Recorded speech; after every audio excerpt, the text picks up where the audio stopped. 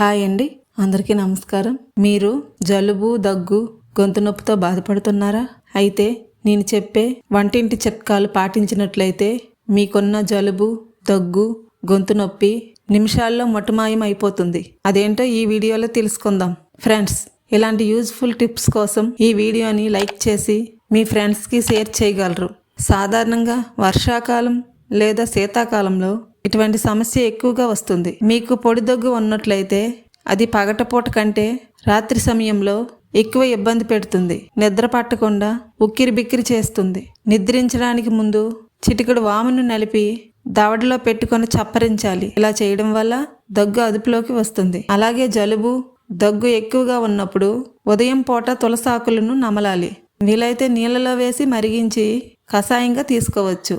తులసి కషాయం కఫాన్ని నివారించి ఉపశమనం కలిగిస్తుంది. అలాగే దాల్చిన చెక్కలో వైరస్, బ్యాక్టీరియా, ఫంగస్లను ఎదుర్కొనే గుణాలు అధికంగా ఉంటుంది.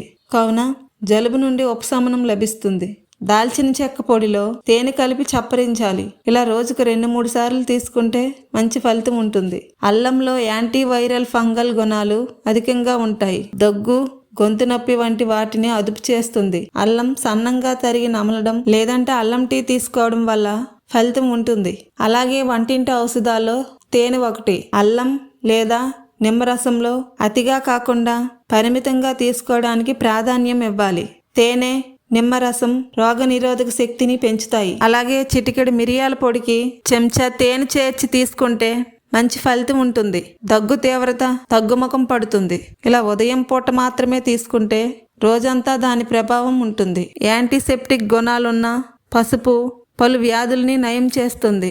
జలుబు, దగ్గు విపరీతంగా బాధిస్తున్నప్పుడు గ్లాస్ గోరువెచ్చని పాలలో చిటికెడు పసుపు వేసుకొని తీసుకుంటే త్వరగా ఉపశమనం కలుగుతుంది. అలాగే ఒక గ్లాసులో చిటికెడు సొంటి పొడి, చిటికెడు మిరియాల పొడి, చిటికెడు ఇలాచీ పొడి, 1 teaspoon honey, 1 teaspoon వేడి నీళ్లు వేసి బాగా కలుపుకోవాలి.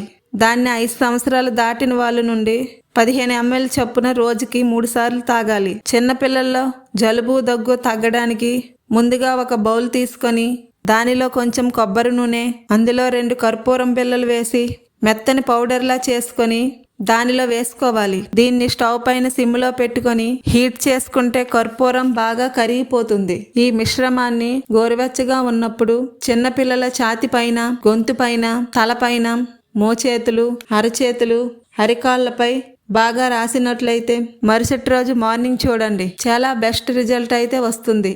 తప్పకుండా మీరు ఈ రెమెడీని పాటించినట్లయితే జలుబు, దగ్గు, గొంతు నొప్పి చిన్నపిల్లల్లో చాలా వేగంగా తగ్గుతుంది. నెక్స్ట్, స్టవ్ పైన ఒక గిన్నె తీసుకొని దానిలోకి 1.5 గ్లాసుల వాటర్ తీసుకొని దానిలో 1 ఇంచు అల్లం ముక్కను బాగా దంచి వేసుకోవాలి. తరువాత కొంచెం తులసాకులు శుభ్రంగా కడిగి వేసుకోవాలి. 1/2 టేబుల్ స్పూన్ మిరియాలు బాగా దంచి వేసుకోవాలి.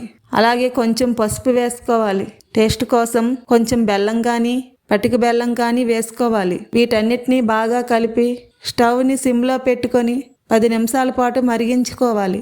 ఇది ఇలా బాగా మరిగిన తర్వాత స్టవ్ ఆఫ్ చేసుకొని పైన మూత పెట్టుకొని 2 నిమిషాలు అలాగే ఉంచాలి. కొంచెం గోరువెచ్చగా ఉన్నప్పుడు 1 గ్లాసులోకి వడపోసుకోవాలి. ఈ కషాయాన్ని మార్నింగ్ కానీ, నైట్ కానీ తీసుకోవాలి. ఇలా తీసుకోవడం వల్ల మీకున్న జలుబు, దగ్గు, గొంతు నొప్పి నిమిషాల్లో తగ్గిపోతుంది. ఓకే ఫ్రెండ్స్, ఈ వీడియో కనుక మీకు నచ్చినట్లయితే లైక్ చేసి మీ ఫ్రెండ్స్కి షేర్ చేయగలరు. అలాగే ఇలాంటి మరిన్ని వీడియోల కోసం ఈ ఛానల్ని సబ్స్క్రైబ్ చేయగలరు. Thank you.